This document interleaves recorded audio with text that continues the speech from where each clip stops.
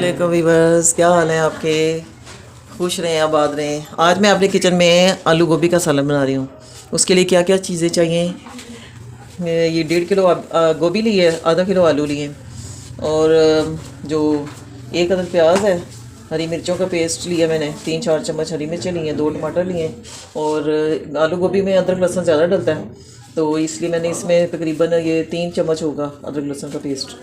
और उसके लिए तो ये 2 चम्मच नमक है, 1 चम्मच लाल मिर्च है, 1 छोटी चम्मच हल्दी है और ये जायफल जलपत्री है और ये मेथी है, ये हम बाद में डालेंगे। चलें आए शुरू करते हैं आलू गोभी बनाना। अब इसमें मैंने 3 चम्मच घी के डाले हैं। अच्छा, एक बात है कि अगर आप ऑयल में बनाते हैं तो आप ऑयल डालें और मैं घी में बनाती हूँ। तो ये 3 चम्मच घी है।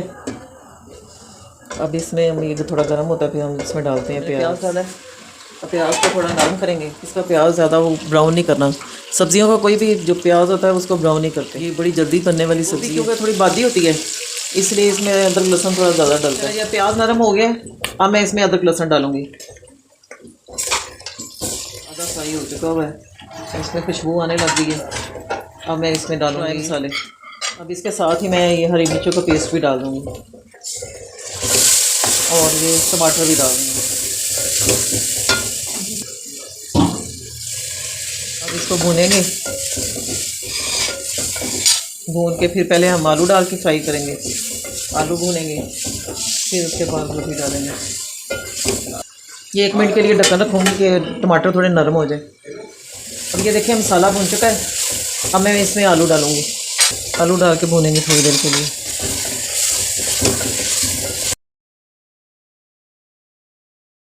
ये देखिए आलू भून चुके हैं, अब मैं इसमें गोभी डालूँगी।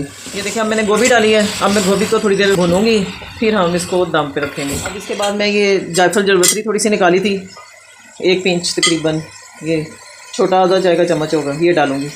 इससे गोभी का टेस्ट बहुत अच्छा आता है। और ये मेथी जो है ये मैं बाद में जब पक जाएगी ना गोभी, आलू गोभी, तो फिर मैं इसको डालूँगी। मैंने इसको आलू गोभी को थोड़ी देर भूना है। अब मैं इसको थोड़ी देर के लिए 10-15 मिनट के लिए दम पे रखें। अब हमारी आलू गोभी तैयार हो गई है और आलू भी हमारे गल चुके हुए हैं और गोभी भी गल चुकी हुई है। तो अब मैं ये जो सूखी मेथी है ये मैं इसमें डालूँगी। ऐसे उठा के हाथ में रखनी है और फिर इसको ऐसे मसल के तो आपने इसमें डाल देना।